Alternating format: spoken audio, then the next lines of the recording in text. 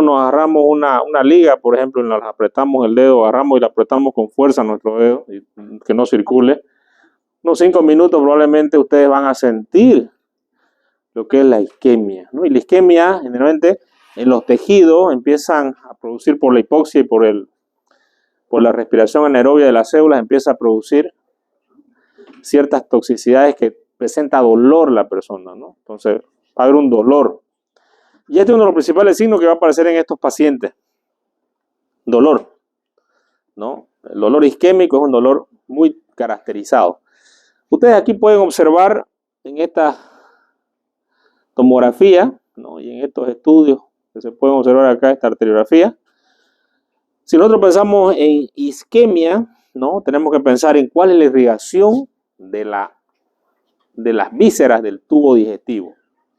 Y así es que nosotros tenemos, por ejemplo, la mesentérica superior, que va a irrigar todo lo que es el intestino delgado hasta la mitad del colon derecho. Y de acá para abajo, del colon izquierdo, la mesentérica inferior, hasta la parte superior del recto.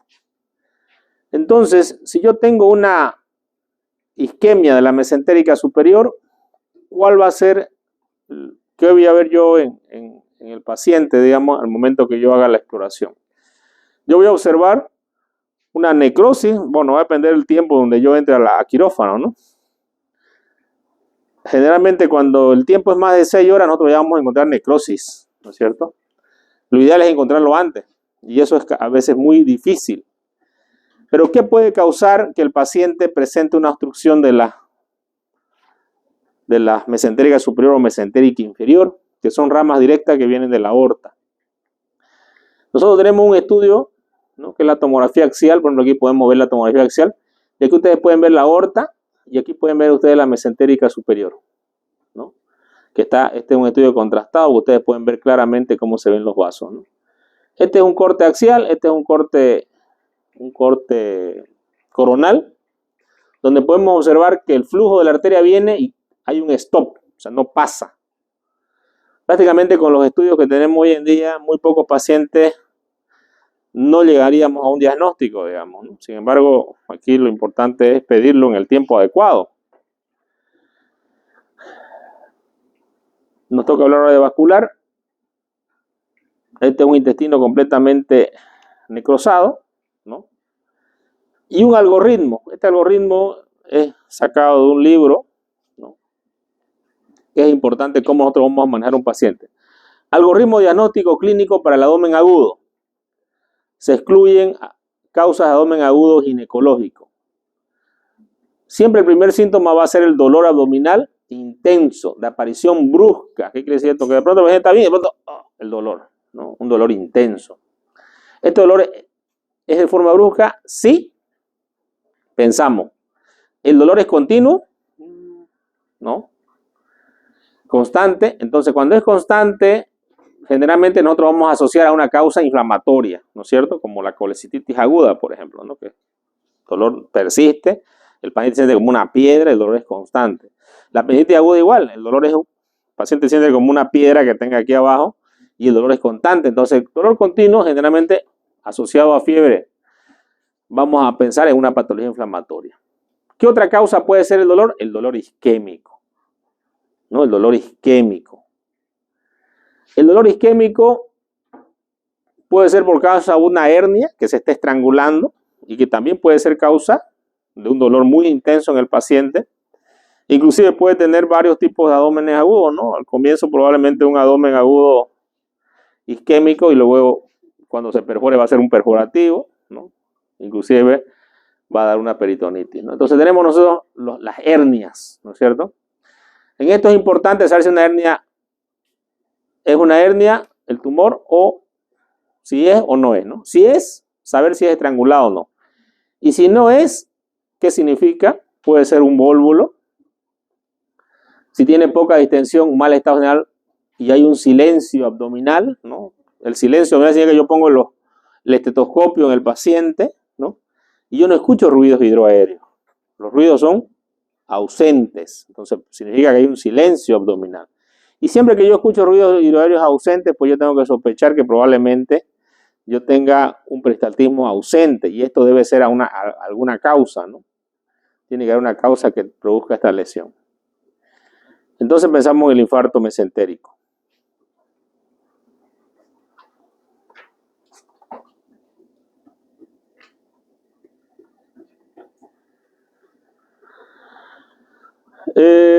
Por otro lado, si el dolor es tipo cólico, y aquí es importante, ¿no? Y mucha gente, no sé si no, en la universidad no les enseñaron, o no sé, no aprendieron, pero esto es algo muy común que nos llega a la emergencia constantemente.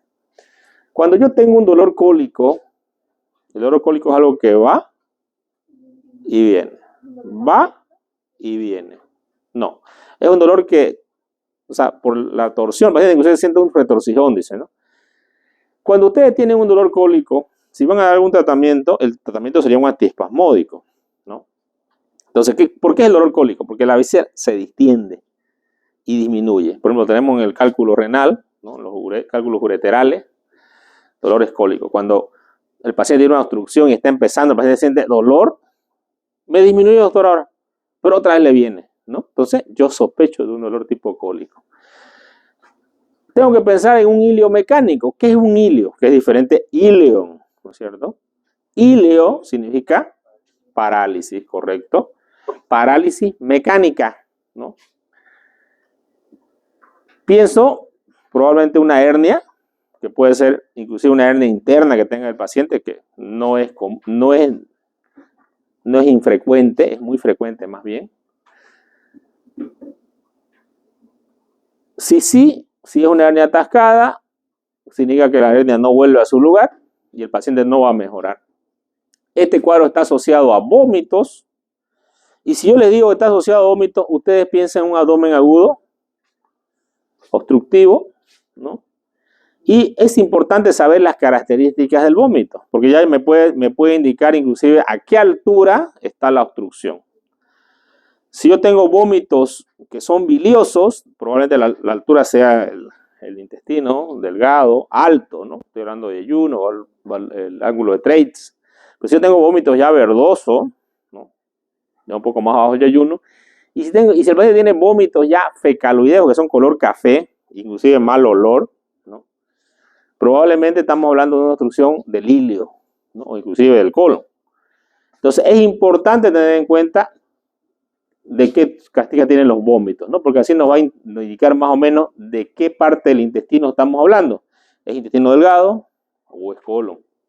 Ya nosotros podemos, con las características de este vómito, podemos saber más o menos a qué altura nos encontramos.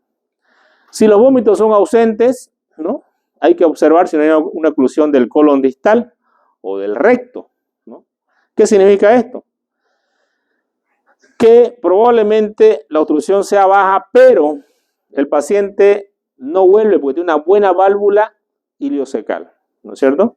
Entonces esto se llama como un colon ciego, se llama, ¿no? Y esto también es muy peligroso porque el paciente puede perforar, pero no va a tener vómito. El hecho de que no tenga vómito y el paciente esté distendido, entonces yo también tengo que pensar que algo pasa en el paciente, y una de las causas puede ser una oclusión del colon distal. Por otro lado, si tratamos una patología inflamatoria, ¿no? Tenemos que valorar si el dolor es generalizado en todo el abdomen, si hay un dolor a la descompresión, que es famoso Guénon de Mussy, apretamos, descomprimimos y existe el dolor, que son signos generalmente de un avance ya, que hay una perforación, o si hay un silencio ocultatorio, si hay una detección del tránsito, o sea, no hay ruidos hidroaéreos, entonces también tiene que llamar la atención. Nosotros los cirujanos, cuando operamos a un paciente y cuando hablamos a un paciente, siempre ocultamos los ruidos hidroaéreos. Si nosotros escuchamos buenos ruidos hidroaéreos, significa que probablemente está todo bien dentro del abdomen. Pero si no escuchamos los ruidos hidroaéreos, significa que algo está haciendo que no progresen estos ruidos hidroaéreos. Nosotros vamos a ir a buscar lo que se conoce como el ilio metabólico, ¿no? Que es diferente al ilio mecánico. ¿Cuál es el ilio metabólico? Aquel que es por causa, por ejemplo, de una hipopotasemia, ¿no? Un paciente que yo no le haya repuesto el potasio, voy a tener un ilio metabólico. Entonces nosotros siempre pedimos la valoración de estos iones, principalmente el potasio, es uno de los que puede estar bajo y puede ser la causa de este ilio metabólico, ¿no? Bueno, y si no es así, vamos a pensar de que hay otro problema, ¿no? Y vamos a sospechar ya de una peritonitis. ¿Qué es la peritonitis? Es la inflamación de todo el peritoneo, ¿no? Y probablemente por una perforación de alguna víscera hueca del tubo digestivo o del abdomen, ¿no? En el otro caso vamos a observar una oclusión de colon y recto y en caso que se trate de una patología inflamatoria, dolor localizado, tránsito conservado, inflamación restringida a un órgano como el apéndice, por ejemplo, cuando el dolor está localizado solamente en fosa ilíaca derecha. Voy y tengo ruido, sospecho de que solamente la patología se encuentra en ese lugar. Entonces, cuando hablamos del lóbulo obstructivo, ya niveles hidroaéreos, ¿no es cierto?, que vamos a tener en el paciente, síndrome de moneda apilada, distensión del abdomen, ¿no? Vamos a tener algunos signos que van a aparecer en el paciente y que se puede comportar como abdomen obstructivo, pero la causa puede ser de origen vascular, porque al tener una isquemia, el paciente no va a mejorar su tránsito, ¿no? Vamos a tener una distensión abdominal, vamos a tener ciertos laboratorios que se van a elevar, ¿no? Vamos a tener un hemograma que va a estar infeccioso. En los pacientes que tienen problemas vasculares vamos a tener la CPK que se va a elevar, ¿no? La creatina fosfoquinasa vamos a tenerla bastante elevada, ¿no? Y dependiendo del tiempo, nosotros lo vimos al paciente, ¿no? Yo recuerdo un caso de un señor que, lo voy a comentar ahora, un paciente que tuvo de pronto en la mañana estaba en su casa y de pronto tuvo un dolor, ¿no? Lo llevan al hospital, llega al hospital japonés, y en el hospital japonés no había espacio para operarlo al paciente. Y me habla el cirujano, yo era un cirujano joven, recién había salido, creo que llevaba unos 6 meses. Y me dice, mira, hay un paciente acá, operarlo, me dice. Pero aquí no se lo puedo operar en el hospital porque no hay espacio y lo estoy mandando a una clínica, anda a verlo a esa clínica y valorarlo. Cuando yo llego y lo valoro al paciente, que hayan pasado ya más o menos 8 horas desde que empezó el dolor, el paciente estaba con una respiración disneica, ¿no? Una respiración y un abdomen bastante distendido. Una gasometría, ¿no? Cuando ya lo vemos en otro paciente que respira rápido, taquimneico. La taquimnia es algo que nos tiene que hacer llamar la atención de por qué está taquimneico el paciente, ¿no? ¿Por qué está taquimneico? Y generalmente es porque el paciente quiere botar el CO2. Entonces el paciente estaba con una acidosis metabólica, ¿no? Y ya cuando tenemos también una acidosis metabólica que es refractaria, nosotros ya pensamos en que hay una necrosis de intestino. Yo hablo con la familia, le digo que lo más rápido posible hay que entrar al quirófano y hay que operarlo y hay que ver qué es lo que tiene. Cuando entramos al quirófano y abrimos el abdomen, nos encontramos con todos los intestinos necrosados. Ni siquiera solamente el intestino delgado, sino el colon derecho, el colon izquierdo, todo. Por eso que es importante diagnosticar en una forma rápida, porque probablemente si nosotros no tenemos necrosis y solamente tenemos isquemia, que es diferente, ¿no es cierto? Cuando ustedes tienen necrosis ya está, hay una muerte celular, hay una apoptosis celular. ¿Lo van a poder revivir? No. Entonces lo que está muerto se extrae, ¿no?, hacia el exterior. Pero si tengo algo isquémico que está medio azulado, digamos, ¿no?, probablemente puedo hacer las maniobras de resucitación que se llaman, que uno agarra compresas calientes, irriga, mejora la presión del paciente, vasoactivos, ¿no? Y le damos a veces un compás de espera, a veces de 24 horas, lo que se conoce como second look, segunda mirada, ¿no? Cerramos el abdomen, al día siguiente entramos nuevamente a revisar y a veces mejora, y o a veces también se isquemia, se necrosa completamente y ahí lo resecamos todo, ¿no? Pero son casos que son aislados. Por ejemplo, acá nosotros podemos ver una isquemia intestinal. Si ustedes pueden ver acá el color oscuro que se puede ver de la asa, ¿no es cierto? Y esta asa que ustedes la pueden ver que está normal. Pero vamos a tener la famosa fascia hipocrática, ¿no? Un paciente que está en mal estado no va a estar riendo, digamos, ¿no? No va a estar riendo. No. El paciente va a tener esta mirada, una mirada hacia el vacío. Inclusive va a tener un cierto grado de deshidratación. Es importante que ahora que ustedes van a los hospitales y están viendo los casos en el hospital, los pacientes, ¿no?, aprendan a siempre distinguir todo lo que ustedes puedan ver. Si ustedes van a ver un paciente acá, pero al lado hay otro paciente, está ahí, mírenlo, digamos, ¿no? O sea, no no les van a cobrar más porque lo miren al otro, digamos, ¿no? Uno en el hospital debe mirar completamente todo. La observación del médico es una cosa muy invaluable, muy valuada, digamos, ¿no? Porque si el médico sabe observar, se va a dar cuenta de cosas solamente con mirarlo al paciente. Eso no quiere decir que no le vayan a pedir estudio. Pero médicos que podían pasar por alto algunas cosas y ustedes no, va a ser la diferencia muchas veces entre la vida y la muerte de ese paciente, porque va a ver la gravedad en esa patología, en esa enfermedad. Yo en el hospital llevo más de 20 años. Cuando hago visita, muchas veces voy haciendo la visita con el residente y el residente me dice, no, este caso, este paciente tiene esto, ¿no? Yo veo acá otra paciente que no es la paciente esa, esta. O sea, que ni la mira la otra, digamos. Y yo, pues sí, voy y la miro porque me llama la atención que tiene una sonda nasogástrica, por ejemplo, que está saliendo verde, ¿no? Entonces, la veo y resulta que es un abdomen agudo quirúrgico, que no me lo están presentando. A veces subo a piso y también voy y veo un paciente, ¿no? Y agarro y veo los drenajes y veo que el drenaje sale verde, ¿no es cierto?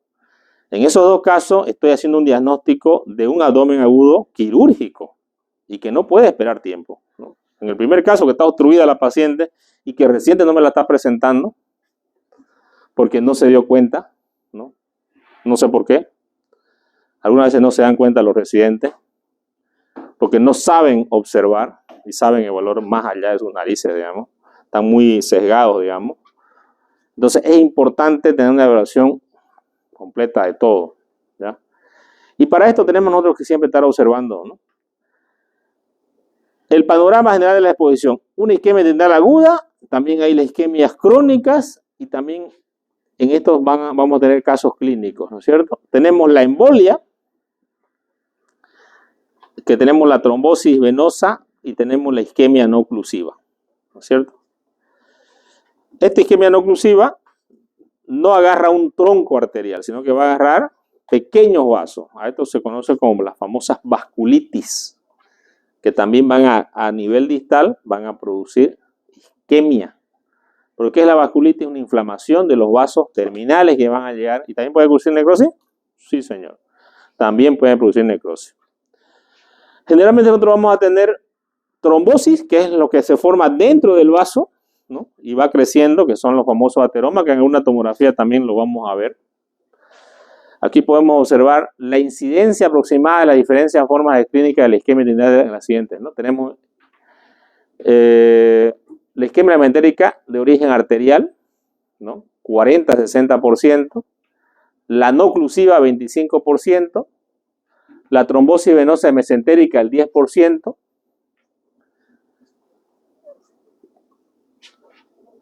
y la forma crónica solamente un 5%. ¿Cuáles son las causas de la oclusión arterial? Embolia arterial, trombosis arterial, disección de traumatismo arterial, síndrome de compresión del tronco celíaco, embolia tumoral, fibrosis retroperitoneal, enfermedad del tejido conectivo, coagulación intravascular diseminada y enfermedad de Takayasu. Ya son las causas de oclusión arterial. Trombosis venosa mesentérica, primaria. Situación de hipercoagulabilidad, ¿no? Y si yo les pregunto, por ejemplo, ¿qué enfermedad producía hipercoagulabilidad que hubo una pandemia? ¿Cuál me dijeran ustedes? El COVID. El COVID también producía trombosis la mesentérica, ¿no? Y hay casos que hubieron acá que pacientes que se murieron, inclusive jóvenes, ¿no? Hipertensión portal, síndrome de Buchiari, insuficiencia cardíaca congestiva, no oclusiva. Tenemos el shock hipovolémico, un fallo cardíaco agudo, grave, consumo de tóxicos como la ergotamina, cocaína, digoxina. Y el síndrome post-cuartectomía. Entonces, cada una de estas van a tener ciertas características que van a ser importantes por la incidencia, ¿no? Tenemos acá, por ejemplo, la más frecuente, 60-70%, la oclusión arterial. Isquemia la mesentérica, tenemos la oclusión venosa solamente un 5-10%, la no oclusiva solamente un 20%. En estas vamos a tener algunas cosas que se van a poder ver. Por ejemplo, la dilatación intestinal no es evidente en la oclusión arterial. En la oclusión venosa, moderada o prominente. ¿Por qué será? Porque toda la sangre que retorna, ¿no es cierto?, y que no puede ir a la vena porta, entonces va a producir edema en el intestino. Esa es una característica que se la puede observar en los estudios tomográficos. En la no oclusiva va a estar disminuido, ¿no? Aquí tenemos la arteria aorta, ¿no?, la mesentérica superior y la mesentérica inferior. Arteria mesentérica superior, arteria mesentérica inferior. Tenemos nosotros que es el sistema de la arteria mesentérica superior con la inferior se van a comunicar, ¿no?, por la famosa arteria de Drummond, ¿no?, que existe a nivel del colon, por eso que algunos pacientes pueden tener.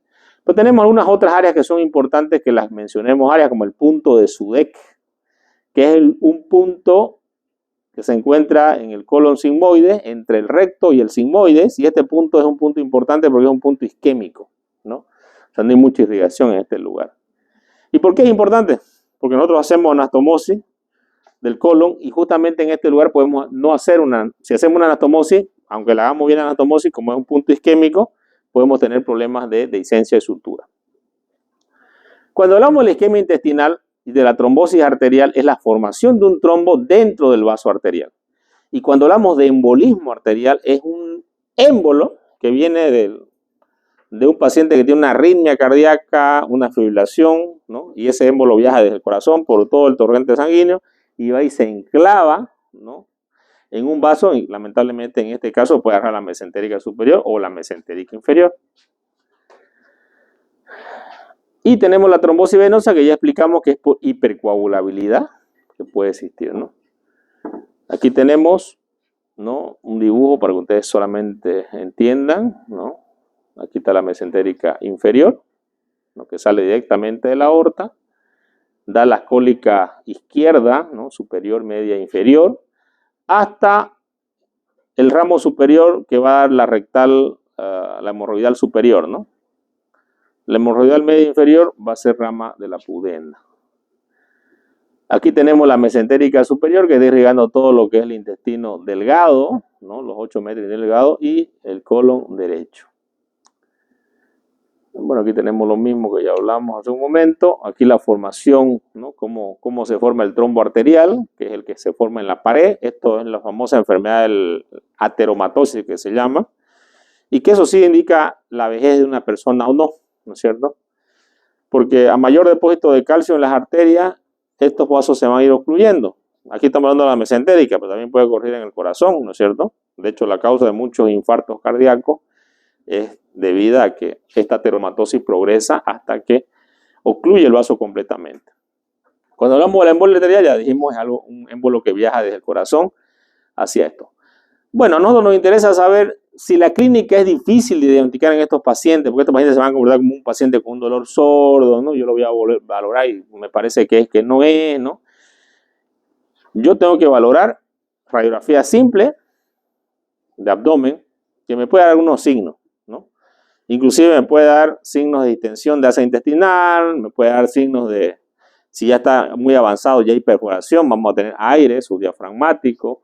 La ecografía me va a mostrar probablemente sensibilidad de un 70-89%, pero no detecta las trombosis generalmente por el intestino, ¿no?, que está superficial, no podemos ver bien, llegar a ver bien estos vasos, ¿no? Pero sí, la angiografía es un estudio gold estándar, ¿no?, que ahora ha sido ya reemplazado por la angiotomografía, ¿no? Entonces, una pregunta de examen sería, ¿qué estudio me puede valorar la isquemia arterial por trombosis o por émbolo, ¿no? Y esta respuesta sería la angiotomografía. Angiotomografía. ¿Por qué ha reemplazado? Porque lamentablemente los pacientes con este estado, dependiendo del grado de estado, imagínense ustedes tener un intestino necrosado, gangrenado dentro del tubo digestivo, produciendo un montón de toxinas, el paciente va a estar en mal estado. Entonces muchos estudios no se pueden hacer porque movilizar al paciente sería muy grave. Tenemos la isquemia intestinal aguda, ¿no? Que va a ser la causa de la trombosis o de la embolia mesentérica. Y esto obviamente se va a instaurar en horas, ¿no? Mientras más rápido yo pueda entrar y desocluir la arteria, en eso va a estar la solución del problema. Evidentemente el diagnóstico es muy importante. Y aquí tenemos una tomografía, por ejemplo, en un corte sagital, donde podemos observar que el contraste viene y justamente aquí se estanca y no pasa, ¿no es cierto? Tenemos nosotros un paciente que está con una isquemia de la arteria mesentérica. Los síntomas van a ser variados, ¿no? Va a haber distensión abdominal, el paciente puede tener vómitos, mucho dolor y el paciente va a empezar a tener un mal estado general que va a ir aumentando con el tiempo, con las horas, ¿no? Cada vez va a estar más aumentado este cambio del paciente.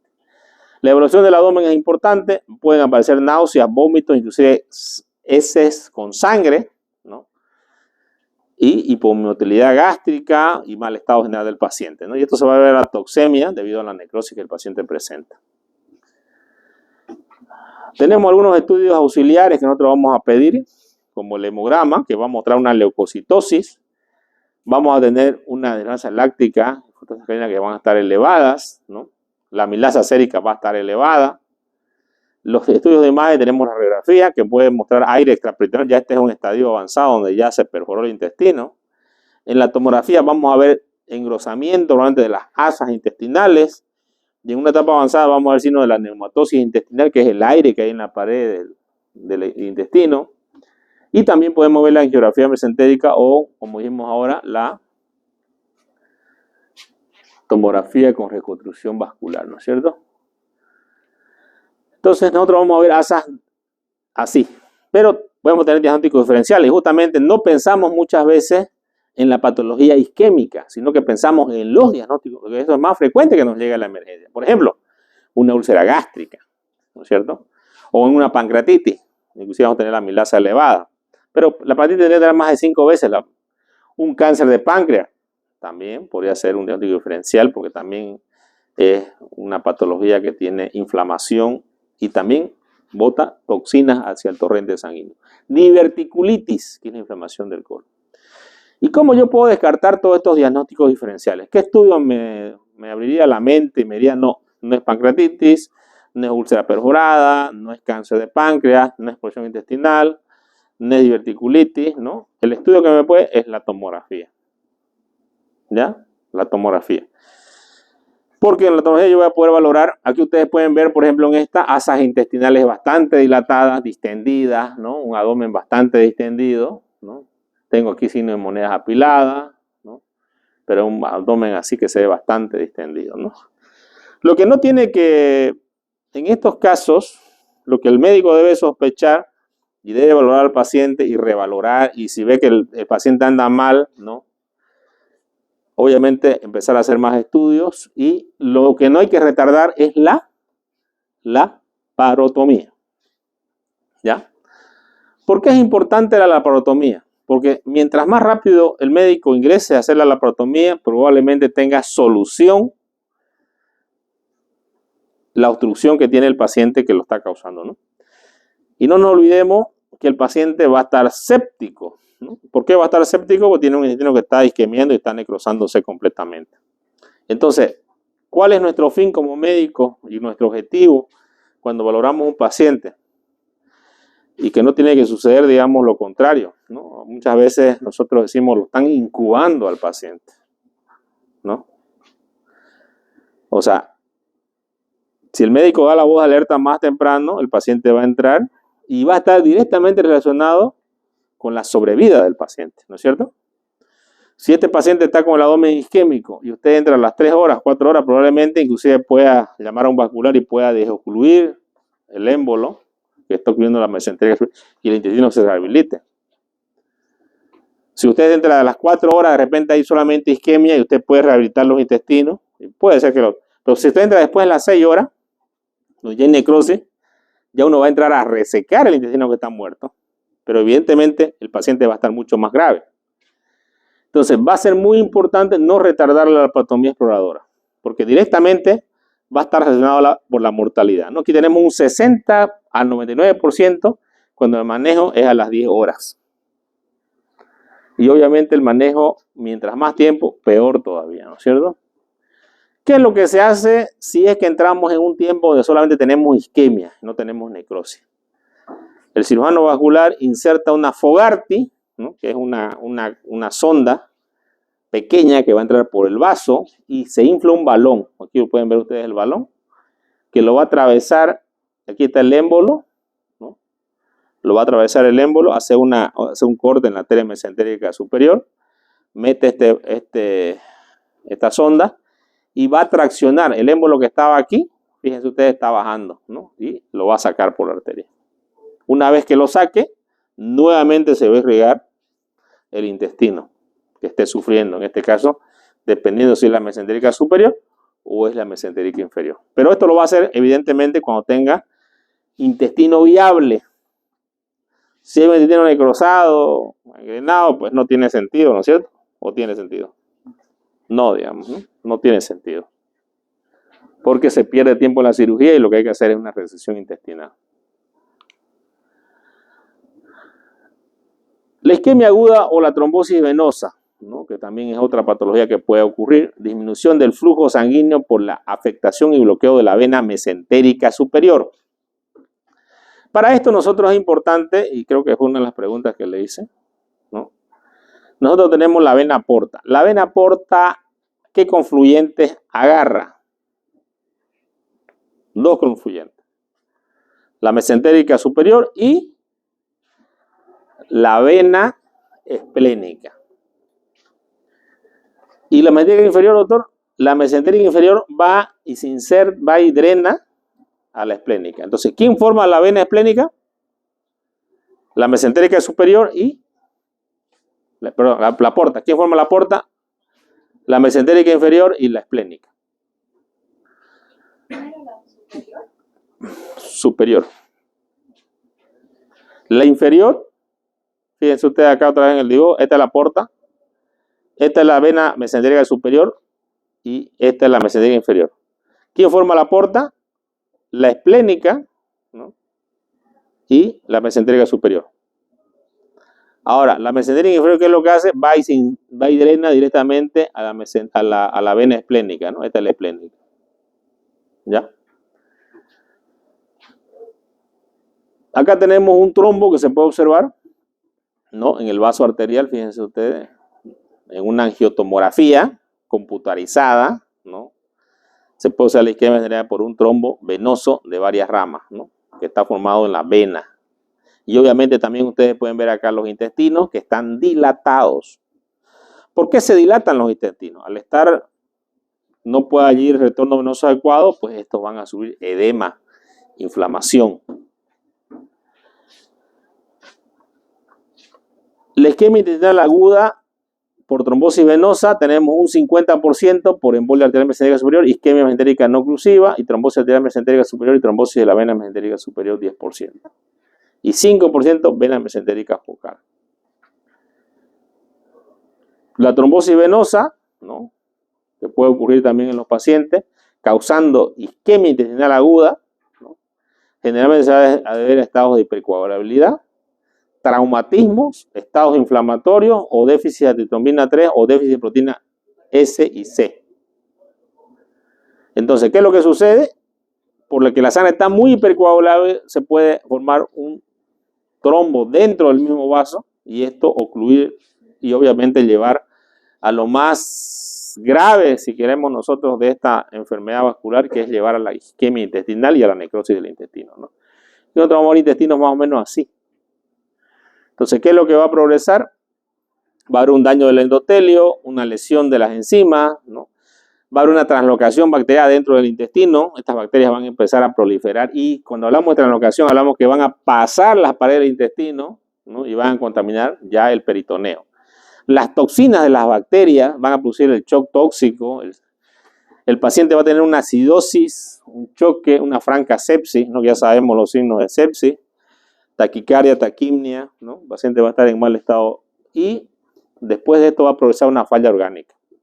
Va a empezar a hacer elevaciones de la creatinina, de la urea, ¿no? Problemas a nivel respiratorio. Y ya cuando hace falla en múltiples órganos, el paso siguiente es la muerte del paciente. Siempre todo va a iniciar con un dolor abdominal, ¿no? ¿Qué paciente no podría tener dolor abdominal? Y esa es una pregunta interesante, por ejemplo, ¿no? El diabético, sí, los pacientes con neuropatía diabética puede ser que no lo hagan. Un paciente que tenga una paraplegia, ¿no es cierto?, que no sienta. Los pacientes obesos también son pacientes que pueden tener no mucho dolor y estar con una peritonitis. Entonces, siempre nosotros tenemos que tener, porque en medicina no hay un 2 más 2 es 4, digamos, ¿no? Sino que tenemos que tener siempre nuestros pacientes que pueden salir de la regla. Los pacientes que están con calmantes también son otros pacientes. Puede ser los posquirúrgicos que están con calmantes, digamos, ¿no? Y estos pacientes generalmente se enmascara el cuadro, ¿no? Entonces tenemos que pasar en esto, ¿no? Es importante palpar el abdomen, ¿no es cierto? Dolor abdominal impreciso, asociado a anorexia, náusea, vómito, distensión del vientre, dolor a la palpación, deshidratación. El paciente va a empezar a deshidratarse. Pese a que esté con líquido. Por eso que una herramienta muy importante que tenemos nosotros los médicos, primero, como médicos nunca descartemos completamente nada. Esto es algo que tiene que quedar para siempre en sus mentes de ustedes, ¿no? Porque hay muchos médicos que agarran, por ejemplo, el otro día, hace creo que un mes, 2 meses, llegó a un centro médico una paciente y el médico dijo que estaba muerto. Lo llevaron a la morgue, no a la morgue, lo llevaron a velarlo, y en el velatorio resulta que estaba vivo. Dice, viene el tipo lo iba a meter al ataúd y lo ve respirando, ¿no?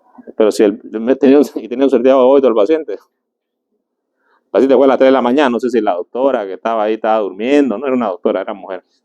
Pues estaba con sueño, ¿no? Está muerto. O sea, la que estaba muerta era ella de repente. Y se hizo un problema legal grande, ¿no? La familia quería... Y no, eso ha pasado muchas veces. Entonces, ¿por qué pasa eso? ¿Por qué pasa? ¿Ah? ¿Porque está durmiendo? No. Claro, hay una enfermedad que tiene los signos bastante bajos que no se detectan, ¿no? Pero usted puede decir que está muerto un paciente con solo tocarlo. Porque tenemos nosotros rigidez cadavérica, un montón de cosas. Entonces, ¿qué es lo que nosotros tenemos que hacer siempre? Y esto se aplica también cuando nosotros hablamos, por ejemplo, de un diagnóstico, ¿no? Él llega ahí a la emergencia y me dice, doctor, me duele acá, que no sé qué. No, no te hagas, le digo yo, ¿no? No te hagas. Está psicológico tu problema. Y no le pido nada. ¿Está bien? No. Y lo mando a su casa. Y resulta que él sí tiene una apendicitis aguda que está iniciando. Ya viene el otro día con una apéndice perforada. Entonces, en los dos casos, en el de la muerte, la no detección de la muerte de esa doctora, que es un caso real que pasó aquí en Santa Cruz, y en el caso del paciente que lo mandan a su casa, otro paciente que llega, que lo cuchillaron, y lo reviso hace ratito, no, tenemos 3 puntos, pasa por caja, te vas a tu casa, ¿no? Va, paga caja y se va a su casa, y de ahí llega el japonés con una peritonitis, estaba perforado el colon. ¿Está bien? Que en esos 3 casos, ¿qué es lo que yo debería hacer para no cometer el error que han cometido esos colegas? Los estudios sí son importantes, pero hay algo más barato que los estudios. Observar, pero ¿cómo lo voy a examinar?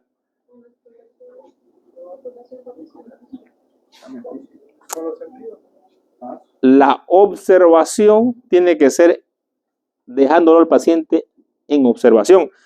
No tenemos una sala de observación. ¿Qué significa esta sala de observación? No sé si entienden.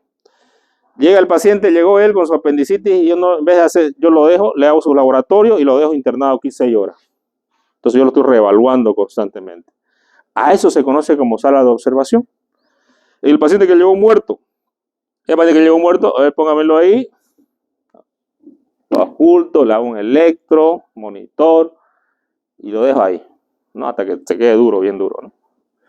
Y obviamente voy a ver hasta la rigidez cadavérica del paciente. ¿O será que será que uno de la morgue sabe más que un médico? Pareciera que sabe más, ¿no? Porque dijo, no está muerto, dijo.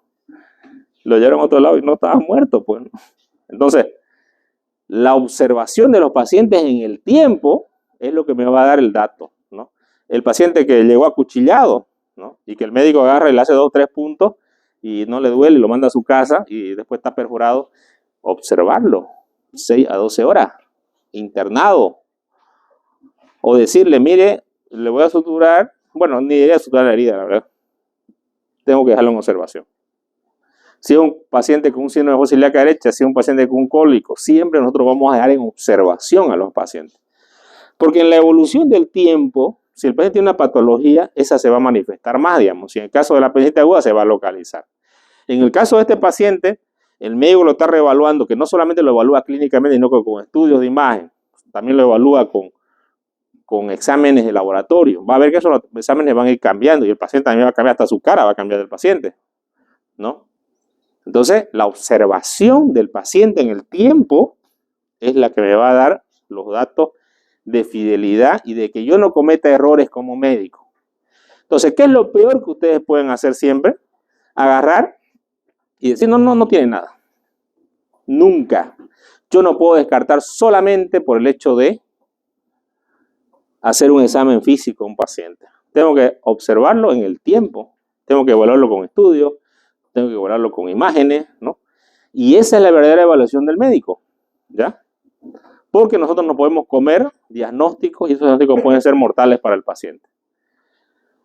Aquí tenemos los estudios auxiliares, ¿no? Dijimos el perfil de hemograma, ¿no es cierto? El perfil de coagulación, de ginosa láctica, ¿no? Tenemos también las enzimas, la CPK, la creatinfosfoquinasa, se va a elevar, bastante elevada en el paciente, porque cuando hay muerte del músculo, se eleva bastante, ¿no? Estos estudios que nos dicen prácticamente dónde está el problema, y nosotros vamos a ver la isquemia y todo, ¿no? Aquí, por ejemplo, en este corte sagital, la tomografía muestra un plastrón inflamatorio en fosa ilíaca derecha, ¿no es cierto? Aquí está el plastrón inflamatorio, ¿no? Y una trombosis de la vena mesentérica superior que muestra la flecha pequeña, ¿no? Que tiene, está aquí está la trombosis de la vena. Y luego tenemos una reconstrucción vascular en esta de acá, ¿no? Que muestra circulación colateral de las venas ilíacas. Aquí vemos la circulación colateral, todas estas de acá son circulaciones colaterales. Siempre van a estar los diagnósticos diferenciales en un abdomen agudo, o sea, son muchas probables patologías que el paciente tenga y yo tengo que ir descartando cada una de estas patologías. ¿Cómo descarto una pancreatitis? Pidiendo amilasa o pidiendo una tomografía, ¿no? Y obviamente llegando al diagnóstico. Pero ya cuando la isquemia está instaurada, como en este caso, ¿será que esto vive? No. Pero si viene otro médico y la reanima, ¿será que vive? No. No, ya está muerto, ¿no? Entonces yo tengo que resecar este intestino. Este sí está viable, ¿no? Se puede observar claramente que está viable, ¿no? Y obviamente yo tengo que hacer la resección del intestino, ¿no? Quedarme con el intestino que está, porque esto está produciendo toxinas constantemente y le produce shock séptico todo al paciente, ¿no? Hay un tratamiento que se puede hacer de la trombosis venosa con una enzimas que son la uroquinasa y la estreptoquinasa, que se introducen por vía intravenosa in situ. Este tratamiento puede disolver lo que se llama, son los trombolíticos. Pueden deshacer, ¿no?, los trombos, pero tiene que ser obviamente en un tiempo corto, ¿no? El tratamiento médico sería ese, ¿ya? Uroquinasa o estreptoquinasa, pero debe hacerse antes de las 10 horas. El otro tratamiento, ya hablamos, la cirugía quirúrgica, la extracción del coágulo con el catéter de Fogarty. Y tenemos por último, cuando queremos hacer la inspección, podemos hacer una inspección laparoscópica, que sea como primera elección, y la segunda una laparotomía. Eso va a depender de lo que tengamos nosotros en nuestro hospital y los recursos que tengamos en el quirófano, ¿no? La isquemia no oclusiva, ¿no?, que ya hablamos que esta isquemia no oclusiva no tiene la causa de oclusión como la otra, no es por un estrangulamiento, no es por un trombo, no es por un émbolo, sino que es ya a nivel de la microcirculación. Y generalmente se debe a intoxicación por ciertas toxinas que pueden aparecer. Y también puede afectar en pacientes mayores de 50 años y constituye un 20% de todos los casos de isquemia mesentérica, ¿no? Y posee una mortalidad de un 50% que se incrementa con la edad, llegando incluso hasta un 100% en los pacientes que tienen más de 80 años. ¿Y qué es lo que sucede con esta isquemia mesentérica? Va a haber una reducción del oxígeno a nivel del intestino. Esto debido a la vasoconstricción que va a haber de los vasos, ¿no? Y aquí tenemos nosotros que esto va a llevar a un metabolismo anaerobio, ¿no? Tenemos, por ejemplo, el síndrome de shock hipovolémico, que es cuando se disminuye, ¿no? Y dijimos nosotros, cuando hablamos del, ¿no? El shock, que es lo primero que le quita sangre a la piel, ¿no? El grado 1, y al intestino. Pero obviamente hablamos de un shock hipovolémico bastante severo para que llegue a o prolongado en el tiempo, ¿no es cierto? La cirugía cardíaca con circulación extracorpórea, ¿no? Estas cirugías son las cirugías que hacen a corazón abierto y que colocan una máquina de corazón-pulmón donde sale la sangre del paciente y va a la máquina, se oxigena y vuelve otra vez al paciente. Esto es para detener el corazón y el cirujano pueda trabajar. Pero también puede ser causa de una isquemia intestinal no oclusiva. Vasoconstricción por drogas, ¿no? En estas drogas ya dijimos la ergotamina, ¿no? La digoxina, son las drogas que van a causar esta isquemia. ¿Qué es lo que sucede? Hipoxia, crisis energética, disminución de la síntesis de ATP, ¿no? Hidrólisis de ATP, metabolismo energético a disminuir, glucólisis, acidosis metabólica, que esto generalmente se va a ver, el paciente va a empezar a estar taquimneico, aumentos radicales libres, pero si yo le hago una gasometría acá hay una acidosis que es refractaria, que no mejora. Refractaria indica que yo le pongo bicarbonato al paciente para mejorar y el paciente no mejora, ¿no? Y no encuentro la causa. Y obviamente vamos a llegar a la lesión, ¿no? Y esto puede llevar a la muerte del paciente, ¿no? Y obviamente lo vamos a llevar a la morgue. ¿Por qué va a morir el paciente? Por la infección, el shock séptico y la descompensación que va a haber. Entonces, ¿cuál es la manifestación clínica? Siempre el dolor abdominal, que va a estar presente, la distensión, puede haber melena, que es el color negro que pueden aparecer en las heces. ¿Y por qué aparecerá el color negro en las heces? Porque el primero en sufrir del intestino, de todas las paredes, es la mucosa, ¿ya? Cuando hay una isquemia, lo primero que va a subir es la mucosa. Entonces el paciente puede hacer melena. Puede tener vómitos, puede tener náuseas, acidosis láctica, puede haber una amilasa que va a estar elevada 3 veces por lo menos, y esto debido a la necrosis del intestino. Amilasa, transaminasa van a estar elevadas, la CPK, que es la creatinina-fosfoquinasa, va a estar elevada, ¿ya? Tenemos la LDH, que también la deslinasa láctica elevada. Tenemos nosotros el aire, ¿no? A nivel de retroperitoneo, ¿no? Que muestra el signo de Tum-Printing, ¿no? Que se puede observar a nivel del riñón, ¿no? Del polo superior del riñón, ¿no? Y esto generalmente es debido a la perforación del duodeno, ¿no? Hacia la parte posterior y que va a estar en este lugar. O también podemos ver el neumoperitoneo acá, como ustedes lo pueden ver, ¿no? Aquí está el diafragma y todo esto que ustedes ven aquí es aire que no tendría que verse normalmente, ¿no? Aquí tenemos también neumoperitoneo bilateral. Acá tenemos una tomografía donde podemos ver los signos de neumatosis intestinal. Ustedes ven las burbujas dentro de la pared del intestino. Este es un signo ya de gangrena intestinal, de necrosis intestinal. Ya lo hemos visto en otras patologías también. No se debe retardar la laparotomía lo más rápido posible. Y aquí podemos observar, por ejemplo, un paciente que se le está haciendo, ¿no? Que cambia de color, fíjense ustedes, ¿no? El intestino, ¿no? Cuando se lo empieza a reperfundir nuevamente, ¿no? Las asas intestinales empiezan a mejorar, ¿no? Acá tenemos la neumatosis intestinal también, fíjense acá, neumatosis, ¿no? Una tomografía. Entonces la tomografía viene a ser un estudio gold estándar de primera línea para el diagnóstico de estas enfermedades y obviamente no retardar el diagnóstico quirúrgico, ¿no? Tenemos acá la arteriografía mesentérica superior, que va a mostrar una obliteración de la arteria mesentérica inferior con reconstrucción a través de una arteria marginal aumentando de tamaño, ¿no? Aquí tenemos otra arteria marginal, ¿no? Que está aumentada de tamaño y aquí vemos que no hay una buena irrigación, ¿no? Se ve disminuido completamente, ¿no? Y esta de acá es la mesentérica inferior que se ve en la arteriografía, ¿no? La cólica izquierda superior, media, cólica inferior. Aquí tenemos la isquemia mesentérica no oclusiva antes y después del tratamiento, ¿no? Del vasoespasmo. Podemos ver acá, por ejemplo, que no hay irrigación, ¿no? Aquí llega y no hay, ¿no?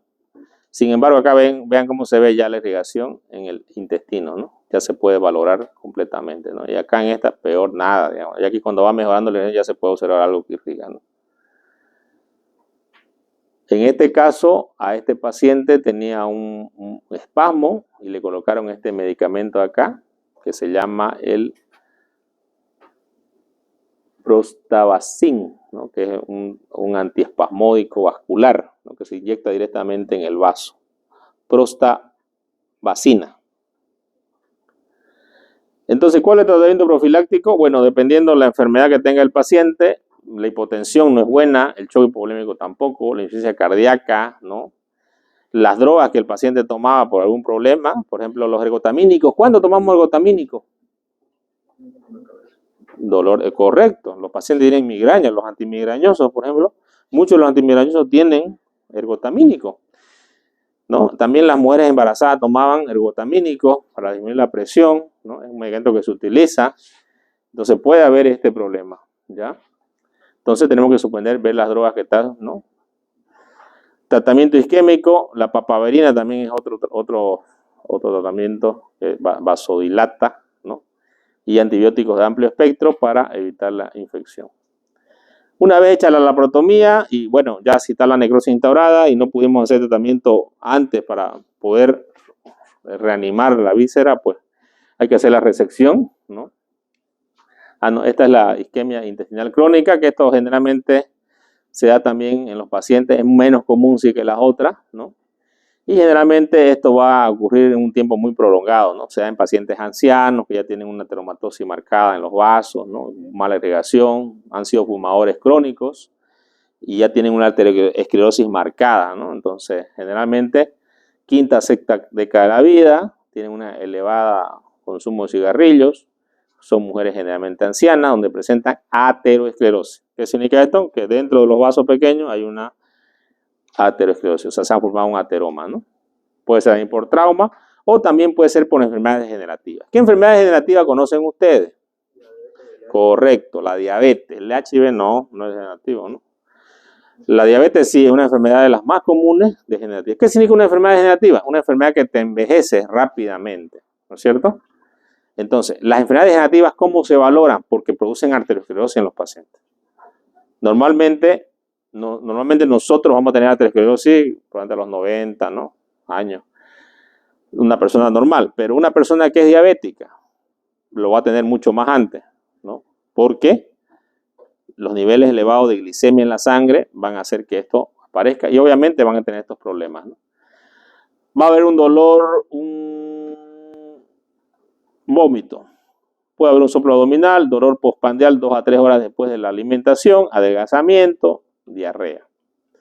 Se puede diagnosticar con un ecodoppler, ¿no? En este caso, o una arteriografía, ¿no? Se puede hacer también la dilatación de estos vasos arterioscleróticos con dilatadores, ¿no? para mejorar la irrigación, o se puede hacer bypass, ¿no es cierto? Bypass que van a pasar de un lado a otro, ¿no?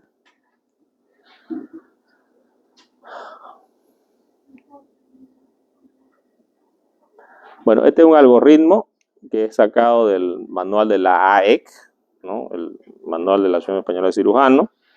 Este es un algoritmo actual que habla de todas las enfermedades, ¿no? Infarto mesentérico, ¿no? De la arteria mesentérica superior, mesentérica inferior, de la vena mesentérica también, ¿no? La isquemia arterial no oclusiva, ¿no? ¿Y cómo empieza todo? Primero, la clínica de peritonitis o neumoperitoneo. ¿Tiene? ¿Sí o no? Si presenta neumoperitoneo o tiene clínica de peritonitis, irritación peritoneal, el tratamiento tiene que ser una laparotomía exploradora urgente, ¿ya? Si el paciente en los estudios de imagen en la clínica no presenta ni neumoperitoneo ni peritonitis, hay que valorar cuál de ellas se trata, ¿no? Si hablamos de una trombosis de la vena mesentérica, podemos hacer anticoagulación. Si hay empeoramiento clínico, puede hacerse tratamiento endovascular, ¿no? Trombectomía o trombólisis transhepática o transyugular. Si tenemos una isquemia mesentérica no oclusiva, tenemos que valorar cuál es la causa que va a llevar a esto, si es que son medicamentos, ¿no? Y si no mejora, podemos hacer tratamiento vascular con vasodilatadores, trombolíticos, ¿no? transarteria mesentérica superior. Si es una trombosis de la arteria mesentérica superior o si es un émbolo de la arteria mesentérica superior. Si es un émbolo de la arteria mesentérica superior o una trombosis de la arteria mesentérica superior, vamos a hacer una tomografía con contraste y vamos a valorar si tiene neumatosis intestinal o gas portal. Si tiene neumatosis o gas portal, nosotros vamos a ir directamente a hacer una laparotomía, ¿ya? Si no tiene signos de neumatosis, ya que no está ganado todo el intestino y que está todavía viable, entonces vamos a llevar al paciente a un tratamiento endovascular. La cirugía general o laparoscópica abierta también nos va a ayudar para ver si es que existe algún intestino que está isquémico, ¿no es cierto? Y el paciente tiene que ir a UCI. Por otro lado, si entramos por la cirugía general y encontramos necrosis intestinal o falta de perfusión, vamos a usar el famoso verde de hidocianina. ¿Qué es el verde de hidocianina? Es un pigmento que lo colocamos en ese momento por vía vascular y vamos a ver que se pinta verde lo que está bien irrigado y lo que no está, no se va a pintar. Entonces es el diagnóstico más fidedigno de isquemia o no. Si no tiene isquemia, va al paciente a tratamiento endovascular, ¿no es cierto? Si tiene isquemia, el paciente debe ir a una laparotomía exploradora. Identificar si el paciente está hemodinámicamente estable o inestable, ¿no? Porque esto va a depender de la gravedad del paciente. Ausencia de peritonitis difusa, límites isquémicos claros, opcionales con el verde de hidocianina. Sí, podemos hacer una resección del intestino y hacer una anastomosis, ¿no? Unir los dos bordes que están bien. Si no, una resección y un estoma. ¿Qué es un estoma? Es la vocación del intestino hacia el exterior, ¿no? Y vamos a hacer lo que se conoce como second look.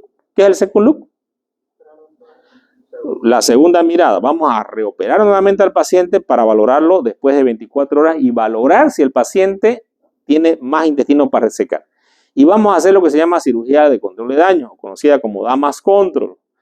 ¿Qué es la cirugía de control de daño? Es controlar los daños que tiene el paciente, ¿ya? Esto pueden ser hemorragias, perfusión de intestino, a eso se conoce como cirugía de control de daño. Entonces, en cada uno de estos procedimientos, ¿no? Vamos a hacer nosotros, en la trombosis arteria mesentérica superior, podemos hacer un stent retrógrado abierto o bypass, ¿no? Esto por la cirugía endovascular, ¿no? Si es una trombosis de vena mesentérica, no represión de quirúrgica, o si es una isquemia mesentérica no oclusiva, podemos hacer una repermeabilización. Y esto va a depender mucho de la experiencia del cirujano vascular y medios técnicos de la buena opción posterior a la cirugía endovascular, ¿no? Este es el último algoritmo, ¿ya?, que se usa en la Unión Europea para el tratamiento de estas enfermedades oclusivas. Nosotros acá, todavía en los hospitales, no tenemos un cirujano endovascular que haga estos procedimientos, digamos, ¿no? A menos en mi hospital no lo tengo, no sé si en San Juan habrá, digamos, ¿no? Pero este es el último esquema que se hace, ¿no? Aquí tenemos tratamiento quirúrgico, aquí estamos canalizando una arteria, ¿no? Aquí podemos observar ya que está mejorando la irrigación de la mesentérica superior, ¿no? Aquí está la vena. Y aquí está el proceso urinado del páncreas, ¿no? En algunos casos se puede hacer un bypass, ya eso lo hace el cirujano vascular, ¿no? Obviamente, ¿no? Esta es una prótesis de Dacron que está reemplazando la arteria mesentérica superior, pero también le están reemplazando probablemente también tenía un problema a nivel de la aorta y tiene una prótesis de aorta también, ¿no? ¿Cuál es el problema después que tenemos que hacer la resección del intestino? Ya ese es otro problema, porque muchas veces se planteaba la conducta, decían open and close, abrir y cerrar. Usted abre, lo ve todo necrosado y lo cierra. ¿Está bien eso? No, porque se va a morir por sepsis, ¿no es cierto? Y cualquiera que está acá, si nos dijeran, ¿querés morir ahora 21? ¿O querés morir el 22? Nosotros dijéramos el 22, digamos, ¿no? Entonces, muchas veces ya estas conductas han cambiado y no quiere decir, yo inclusive cuando era residente, bueno, ya era cirujano, discutí con uno de los cirujanos mayores. ¿Y qué va a hacer? Pues me dijo, resecar el intestino, le dije. Pero igual se va a morir, ¿sí? Está todo, no vamos a morir, digamos, ¿no? Pero se va a morir en un tiempo más largo, digamos. Hay pacientes que con un cirujano corto pueden durar meses ¿no es cierto? Obviamente también van a morir porque a veces no se puede el tratamiento, pero ahora la medicina ha evolucionado. Y ya también en este libro habla del síndrome de intestino corto, ¿no? Que también es importante que nosotros tengamos en mente que el paciente puede llegar a esta enfermedad, ¿no? Como ustedes pueden ver, el duodeno, el yeyuno y el ilio, ¿no es cierto? ¿Qué es el síndrome de intestino corto? Es la causa más común de insuficiencia intestinal secundaria a una resección de una cantidad crítica del intestino delgado. Cuando el paciente no vaya a absorber los nutrientes adecuados y el paciente empiece a enflaquecer a un estado inclusive que puede llegar hasta la muerte. Constituye una patología incapacitante que causa mala absorción intestinal, llevando al paciente a malnutrición, pérdida de líquidos y electrolíticos, secundarias a la aceleración del tránsito intestinal y diarrea. O sea, la incidencia del síndrome de intestino corto es poco conocida, aunque se estima alrededor de 5 pacientes al año por cada 1.000.000 de habitantes. En adultos generalmente se produce como consecuencia de una recesión intestinal masiva, y esto debido a la isquemia mesentérica. 45% de los casos. Si hablamos de Europa, porque este libro es europeo, hablan de la enfermedad de Crohn, que es muy común allá, pero aquí también la tenemos, y habla de un 5 a 10% de los casos. De las tumoraciones malignas y traumatismo habla de un 5% de los casos. Enteropatías crónicas, un 25% de los casos, ¿no? Y complicaciones quirúrgicas de un 10% de los casos. Entonces, ¿cuál es la división anatómica del síndrome de intestino corto? Hablamos de a partir del ángulo del duodeno yeyunal inferior a 150 a 200 centímetros en el adulto. O sea, ¿cuándo se considera síndrome de intestino corto? Pregunta de examen. 150 a 200 centímetros de intestino, que me va a llevar a un síndrome de malnutrición. Bueno, ¿cuál es el tratamiento y cuáles son los tipos que nosotros tenemos? Tenemos enterostomía terminal, anastomosis de ayuno ileal, permanente colon o válvula ileocecal. Estos son los tratamientos, son los que se puede quedar el paciente. Una enterostomía ya que está hacia el exterior y el paciente está saliendo constantemente contenido hacia afuera. Si hablamos de una anastomosis de ayuno colónica, que está hacia el colon, una anastomosis al colon, pero el paciente va a tener diarrea completamente, ¿no? Y anastomosis de ayuno ileal, ¿no? Que va a tener el colon y también el paciente va a tener la válvula continua y este va a tener menos diarrea que los otros pacientes. Cuando hablamos del tratamiento del síndrome de intestino corto, ¿cuál es el enfoque que nosotros podemos tener con el paciente? Primero, queremos nosotros lograr que la cirugía sea restauradora de la continuidad intestinal, que la cirugía incremente la absorción del intestino, porque la mala absorción es la que me lleva a este problema. Cirugía dirigida a ralentizar el tratamiento intestinal. Cirugía sustitutiva de trasplante intestinal, que esta es la última que se hace. El trasplante intestinal generalmente tiene no es que sea difícil hacerlo, pero tiene mucho rechazo el paciente, ¿ya? Bueno, aquí están las modificaciones que pueden tener los pacientes en base a los problemas que tienen en el intestino y cómo van a tener los síntomas, ¿no? Y qué otras patologías asociadas pueden hacer, como por ejemplo pueden formar cálculos en el coledo, en la vesícula, ¿no? Pueden hacer esteatorrea, hacer heces con grasa, ¿no es cierto? Pueden tener hipermotabilidad, ¿no? Pueden tener diarrea, ¿no? Todas esas cosas pueden tener los pacientes. Hay algunos medicamentos que podemos dar para ciertas patologías como la colesteramina, para control de la colorrea, o sea, porque no tenga tantas heces con grasa. Ácido ursodeoxicólico para que no forme piedras en la vesícula.